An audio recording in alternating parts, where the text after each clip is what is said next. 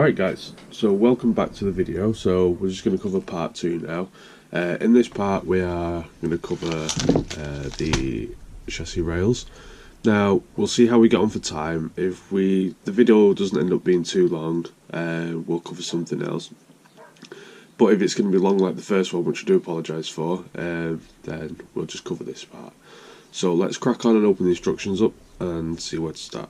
Okay, so we just laid the chassis rails flat, and the text is the back end of the chassis, and also we can tell by lining up the holes to what's on the instructions. So in the bags we've got various parts. We've got bumper mounts, cross member there, shock hoops and stuff. So what I'm going to do is just cut open the bags with the screws in. Now there's 3 different size screws required for this bit, so I'm just going to keep all 3 of them separate. Let me just discard them ones over there. Let's go for this one next.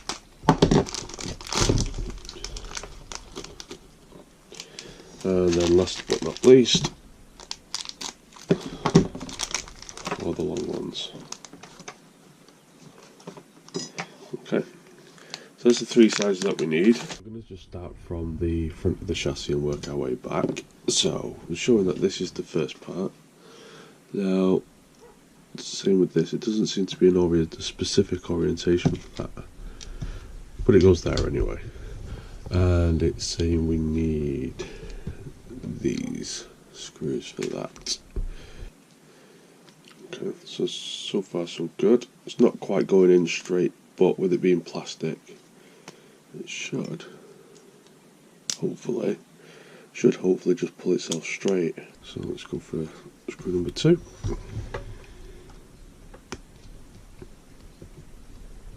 So this is going to go in there like so, and same again, this is going to require 3 screws. Okay, so the instructions say 1 round-headed one there, and these other 2 are going to have countersunk ones, because they require shock hoops to be fitted. Okay, so looking at the shock hoops, you can probably see up here, there's an R on that one, a left on that one.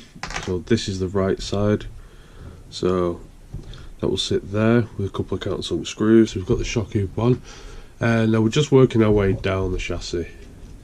So we're going to go for the skid plate next. So that requires 2 of the oval headed screws and what appears to be some wire mounts, some wire holders. There's these. There we go. So it says it requires these on this side only. So we've just done one off camera, so we'll just do the other one here now.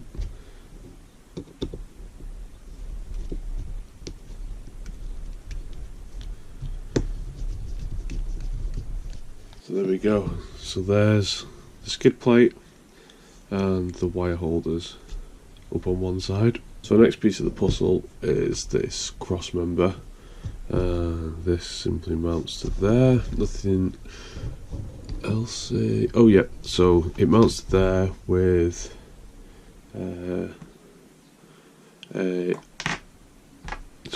this now requires a left side shock tower.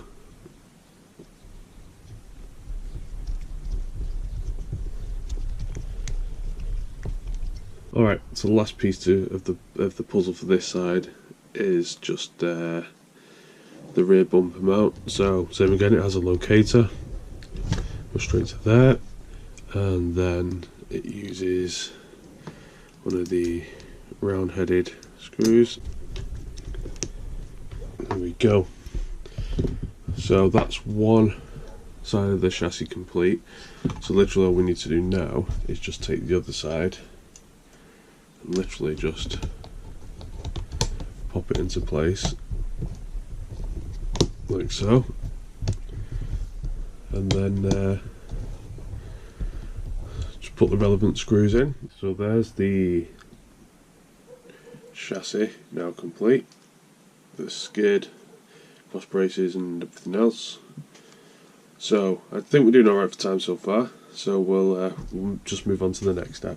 Okay, so next step we're on to bag C01, which is the links or the tie rods as the instruction manual calls them.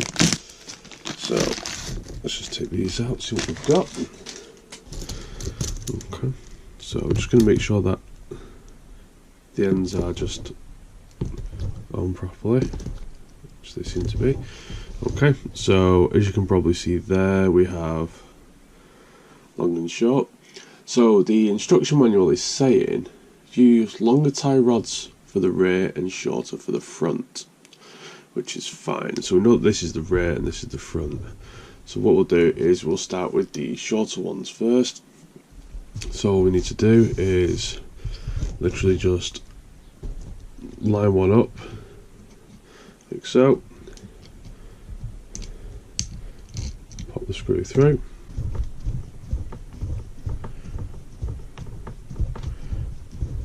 Okay, and then it's just a case of just repeating the process. Just repeating the process for the rears. Okay, so that's the links done from the chassis. Now we need bag C02. So let's have a look. So we've got straight and angled links there. Okay, so now it's saying use longer tie rods for rear and shorter for the front again. So there we go, you can see. So they're going to go on this end, they're going to go on that end. And on the instructions, okay, so on these upper links, this is pretty cool. So if you can see that there, that bush end is threaded. So the screw comes through the chassis rail, through the skid plate, which isn't threaded. So that just freely moves through there, and that screws into there. So it has said bit of thread lock on that. So let's just put that one there, and then we'll try and hold this in place. Now does it go that way? Yes it does. So you can see there one end has a flange on it, one end doesn't, so it's flanged towards the outer chassis rail, and then just screw that on there. Okay, so that's nice and tight. Then it's just a case of repeating on this side and then doing the same with the front links. There's the links now done. So what we're going to do next is assemble bag D, which is the shock assembly. Shouldn't have any issues there, should be nice and straightforward, and then it's a case of simply just mounting them onto the axles as well. So these shocks are really pretty beefy. So if I put my thumb against it there, you can see it's pretty thick shock. It also has the protective sleeve over the shaft, and these come without any oil in. So what we'll do is just we'll get them filled up, get them ready to be mounted onto the chassis, onto the shock hoops over here and over here, and then we'll link up the axles as well. Right, so we've got the shocks filled up with the oil now. Now we just need to piece them together. So according to the instruction manual, we need, let's have a look. So we need to put a bush in the top,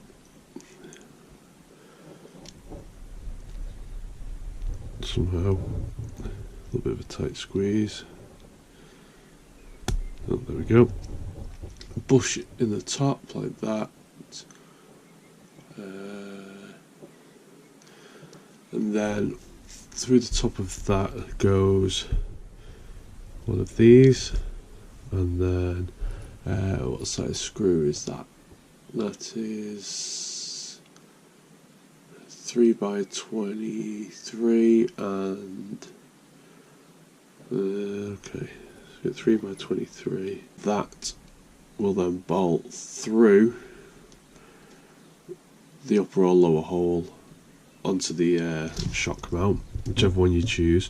So we'll crack on, we'll get all four of these on so they're loose, and then we'll figure out the bottom arse where they mount to the axles. So now all the shocks are bolted up to the tops, what we can do now is it's time for them to then fit onto the axles. So we've got the mounts here for the shock and for the link as well, which will both fit in that gap there, and then the upper links simply just go into there.